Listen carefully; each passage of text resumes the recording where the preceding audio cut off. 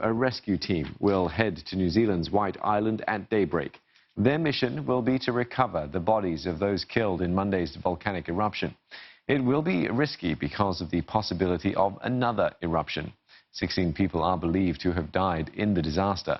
Many of those who survived are fighting for their lives. At least 8 bodies are believed to be on White Island, buried under ash and debris from Monday's eruption. Authorities have already cited 6. A multi-agency operation will commence at first light on Friday to bring them home.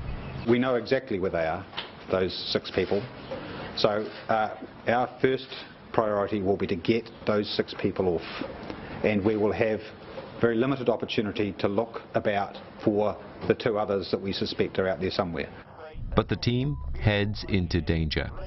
Experts say there is a 50 to 60% chance of another eruption. Let there be no mistake.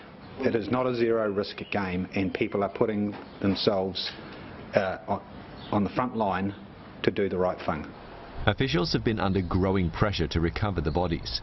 Rescue efforts had been put off in the past days due to worsening conditions. And some of the victims' families have expressed frustration with the lack of progress.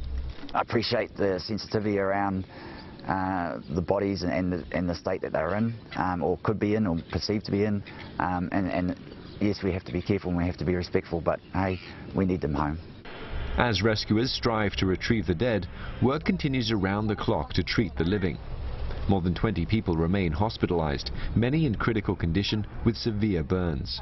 We used every single bed space, every resource we had to care for those people.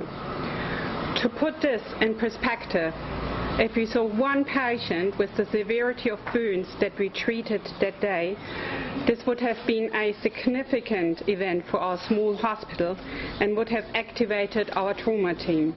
New Zealand has put in a request for 120 square meters of skin to graft onto the patient's wounds. And Australia has stepped up to the plate with a 2 square meter donation. It's also taken back around a dozen Australians for specialist treatment. The skin is predominantly used in patients who have the most life-threatening burns. Usually if they have more than 50% burn over their body, there isn't enough of their own skin to transplant onto the burn wounds. So in that case there is no alternative. Skin grafts can be life-saving for burns victims. But the initial surgeries are just the start of a long road to recovery, which can take months or even years.